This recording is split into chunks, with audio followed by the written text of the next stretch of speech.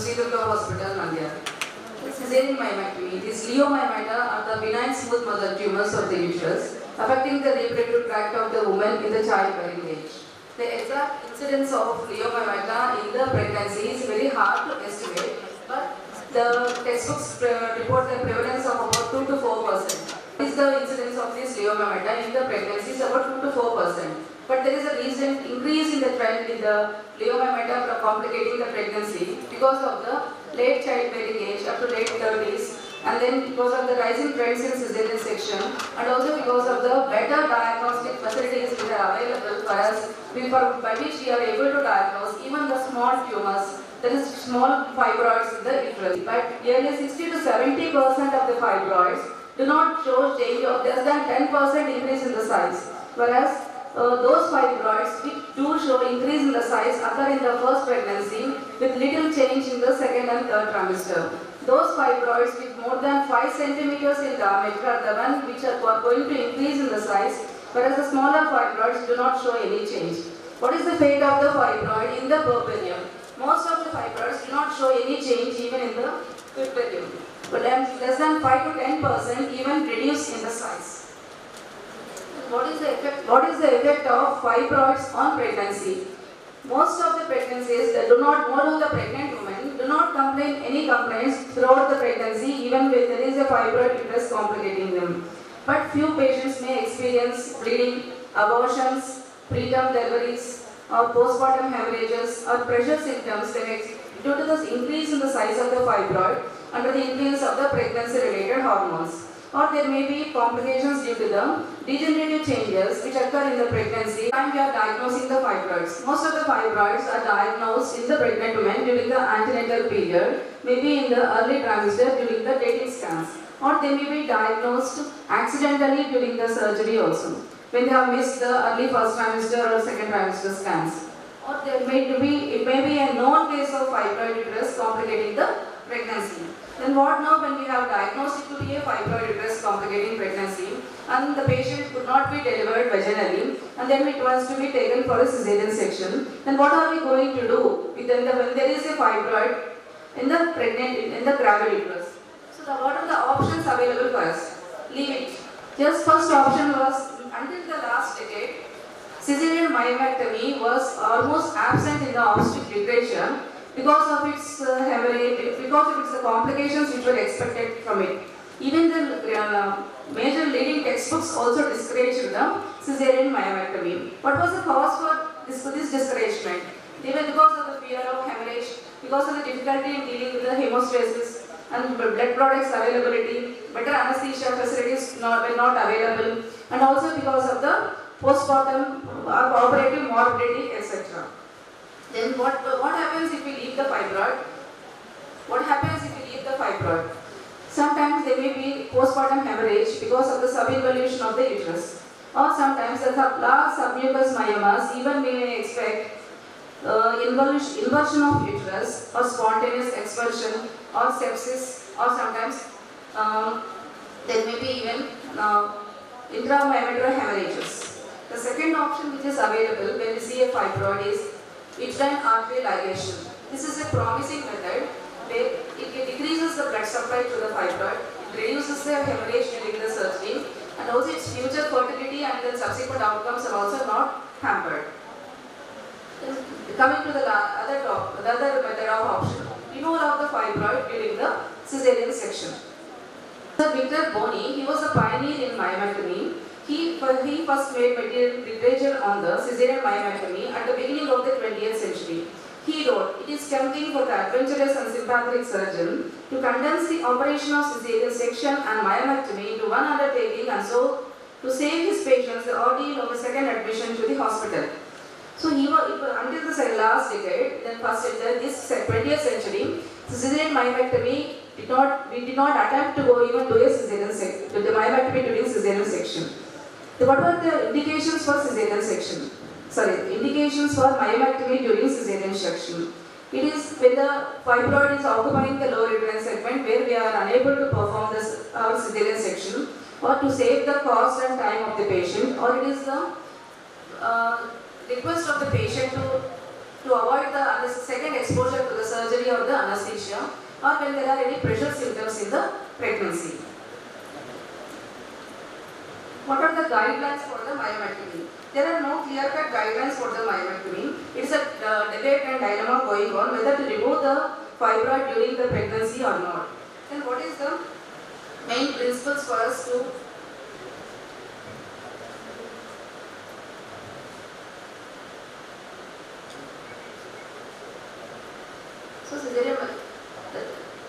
the main principles we are for the myomectomy during cesarean section. It should be done by an experienced and skilled surgeon, well-equipped tertiary care center, better availability of anesthesia facilities, better availability of the blood products, and then full consent and summary of the full consent and some counseling of the patient should be done. And during myomectomy, the size and site and number of myomas are also taken into consideration. Only those myomas which interfere with the surgery or those should be done, and those myomas, intramural myomectomy, should be done with caution, and it should be done with the using other techniques like decreasing the blood loss, like urinary ligation, urinary embolization, so there are such techniques. And then selective devascularization techniques also should be considered while doing this myomectomy. By using all these facilities, obstetricians are an increasing trend to do the myomectomy during the cesarean section. Coming to the procedure of myomectomy. So before doing the procedure of myomectomy, just first we have to deliver the fetus, then go for the myomectomy. So, but there are rare situations where we have to remove the fibroid first and then go for the delivery of the baby. Such like when the myoma is occupying the lower uterine segment, where the incision cannot be given, or you can go for a upper uterine segment incision or the classical cesarean section in such myomas. Or then after removal of the myoma, after removal of the delivery of the baby, then you have to close the uterine wound first, then go for the myomectomy. But in some myomas like submucous myomas or in anterior or posterior wall myomas and intramural myomas, endometrial enucleation of the fibroid also can be attempted. But previously it was thought that endometrial myomectomy may lead to endometrial scarring and because of the suturing of the endometrium. But because of the great contractility of the uterus, the dead space obliteration is more, so that there is no synechial formation or there is less chance for Asherman's syndrome.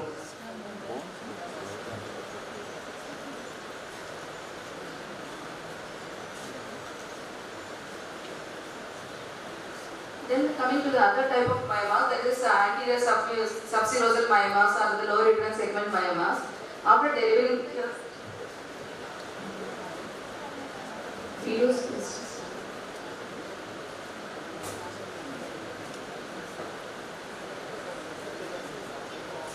contractility of the myometrium under the influence of oxytocin, it's in a better way to control the hemorrhage. And then the myometrium in the postpartum state is better adapted for physiologically to control the blood loss than in any other part of the woman's life. So after enucleating the fibroid,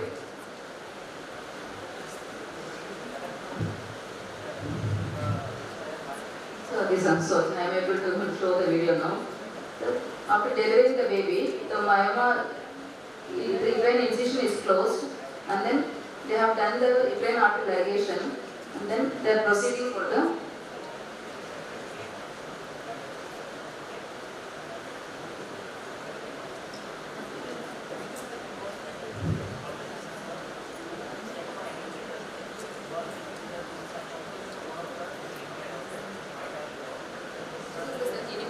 fibroid there. They are using the diathermy there, but even with the looseness, when the capsule is loose, then we can do with the sharp scissors also. After enucleating the fibroid, then we have to, if the endometrium is breached, we have to close the endometrial layer with 20 vicryl continuous sutures. Then the mother layer should be approximated with the interrupted sutures in 2 to 3 layers for better apposition. And then the serosal layer should be closed with a 20 vicryl continuous adramatic needle. Previously, the subserosal myomectomy, they used to think that because of the incision of the serosal surface, lot of adhesions will be there, and then there may be chance of dehiscence of the wound. But by using a single incision with minimal, without any excessive damage to the muscular layer, and usage of better apposition with 2 to 3 layer sutures, and then by using the baseball sutures, we can reduce these incidence of adhesions in the peritoneum and the weak scar.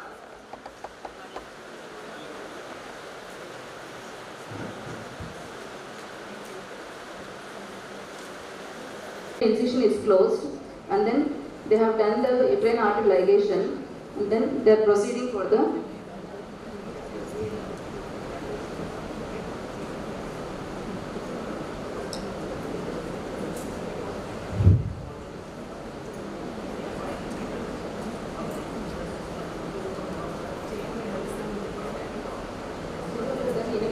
fibroid there.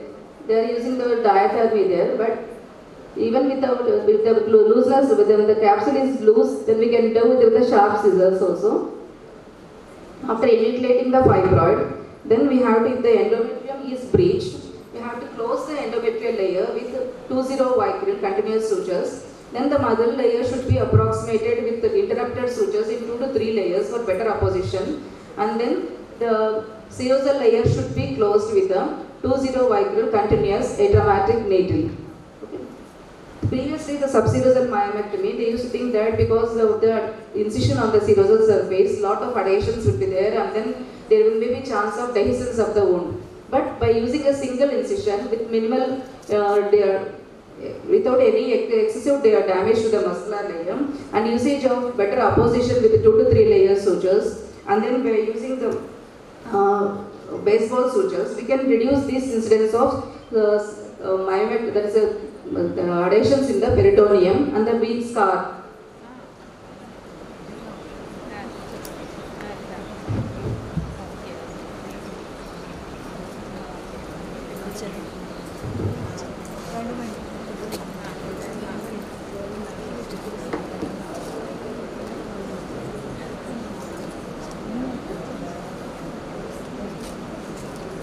So then next, what are the methods available for us to minimize the blood loss? The methods.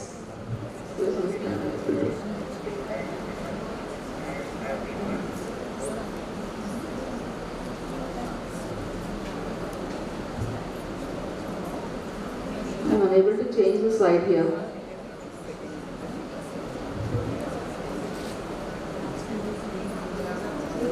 Slide change. Escape.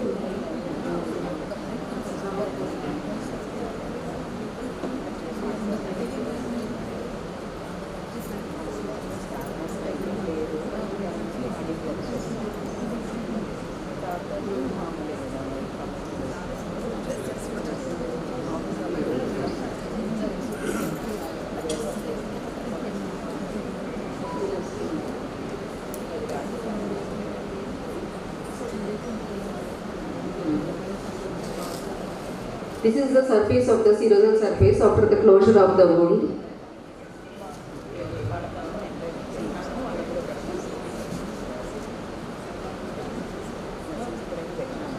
To reduce the hemorrhage, and then by using the local vasopressins and then devascularization techniques, etc. Then what is the recurrence rate of fibroid? The recurrence, there is no such evidence that the recurrence rate of fibroid, but the incidence of fibroids recurrence in the pregnant uterus may be little more than that of with the non-pregnant uterus. Then what is the fate of future fertility? There is future fertility is not much compromised. Then what is the take-home message in this? The old dictum of discouraging the caesarean myectomy should be reassessed. It is not an obsolete contraindication. Decision depends upon the location, size. Decision depends upon the location, size, number, and preoperative better counseling of the patient, and then individualized procedure. Then what are the conditions where there is contraindications of the myomectomy? In the large myomas affecting the lateral pelvic walls, or in the myomas and there is associated with the coagulation disorders of the pregnancy, or in the conditions where the myoma is sitting on the placental bed. In these conditions, the myomectomy should be discouraged. Then so, caesarean myomectomy is no longer a fear-fetched job in the modern practice, and we have to prepare. Thank you everyone. I thank the organizers for giving me this opportunity to present the case on cesarean myomectomy. Actually, one question, what is the session between? Myomectomy is breech, we use 20 or 30 vicryl. For the muscular layer, we are using number 1 vicryl.